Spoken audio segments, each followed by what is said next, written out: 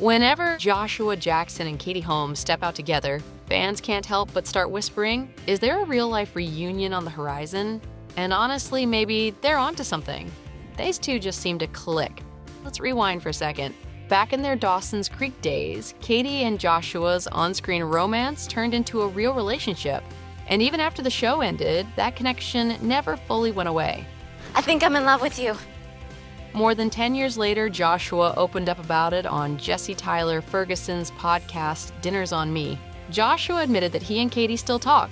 Not every day, not even every month, but whenever they do, there's this unshakable sense of closeness. His exact words? There's always that, like, I know you know. Busy and Michelle are very, very close. And Yes. Sounds pretty special, right? Of course, life happened in between. Katie got engaged to actor Chris Klein, then married Tom Cruise in 2006, and welcomed her daughter Shuri that same year. After their split in 2012, she was linked to Jamie Foxx, Emilio Vitolo Jr., and Bobby Wooten III. As for Joshua, he had a long-term relationship with Diane Kruger, and later married actress Jodie Turner-Smith in 2018. They had a daughter, Juno, in 2020 before going their separate ways in 2023. if I ever did anything to estrange my daughter from myself, I would be bereft. Regardless of how messy the divorce is, beautiful the divorce is, easy, hard the co-parenting is, I need to be here. It's going to be hard, but this is important. It is the great and beautiful purpose of my life. But then came the twist fans have been waiting for, a reunion on screen.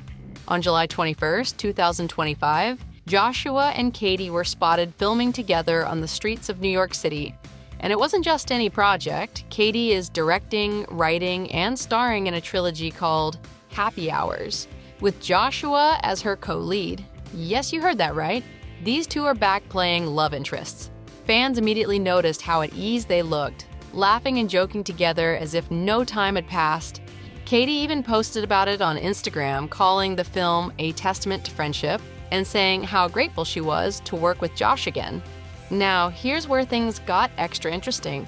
Just a few days later, the two were photographed looking into a baby carriage while filming, sparking rumors that their characters might actually share a child in the movie.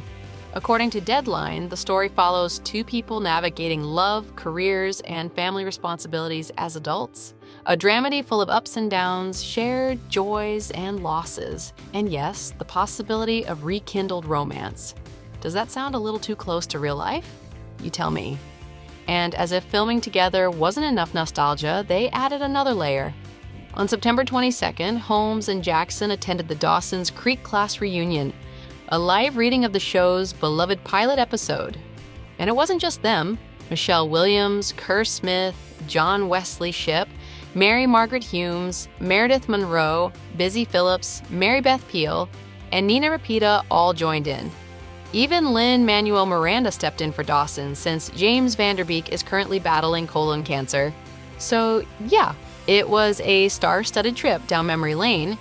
At the reunion, Holmes and Jackson were spotted holding hands and leaning on each other affectionately during the final vows. And if that wasn't enough to get fans swooning, the two were even seen leaving the event together in the same car. Makes you wonder, are they just the best of friends? Or could it be something more? It's really great to see Katie looking so happy now, considering everything she went through during her time with Tom Cruise. It was back in 2005 when the pair went public with their relationship, and it wasn't long after that when they announced their engagement. The two impatient lovers were very eager to start a family and welcomed their daughter Suri into the world, about 7 months before they were actually married. Unfortunately for Suri, she was not about to get any siblings anytime soon, as in an unexpected turn of events, Holmes filed for divorce after 5.5 years of marriage. There have been many speculations as to why Katie was so desperate to get out of her relationship with Tom. By now, we all know that Tom is a member of the Church of Scientology. In fact, he is reportedly one of the top 3 in command. And although Holmes converted, she has admitted that Scientology was also one of the reasons she wanted to get a divorce. Katie was overwhelmed with anxiety as she started to worry about the future of her daughter. Katie's family admitted that she had reason to believe that the actor would abduct Suri and intimidate her into joining the Church of Scientology.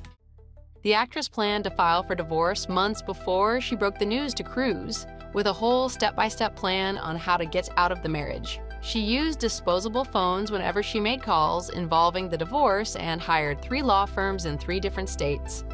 All this effort to avoid Cruz and his staff knowing all of her plans. Makes you wonder just how involved was the actor in her life. And because the Church of Scientology insists on divorces being handled internally, Katie had no choice but to blindside both Tom and the church by handling it all outside of their jurisdiction. Tom was shocked and extremely disappointed when she broke the news, but he agreed to make things easy for both of them, and it only took them 11 days to come up with a settlement. Katie's #1 concern was for her daughter, and thankfully for Holmes, she received primary custody of then 6-year-old Suri. Suri Cruz is without a doubt one of the most famous celebrity kids in the world. Unfortunately, the former It couple's divorce had a traumatic effect on the little celeb. Tom and Katie's relationship ended up gaining a lot more attention for 2 major and shocking reasons.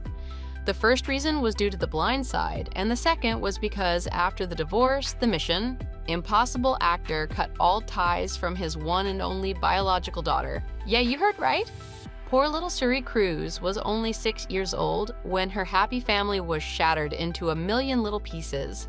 After the divorce, Katie received primary custody. The settlement granted visitation rights to Tom, allowing him to see his daughter for 10 days every month.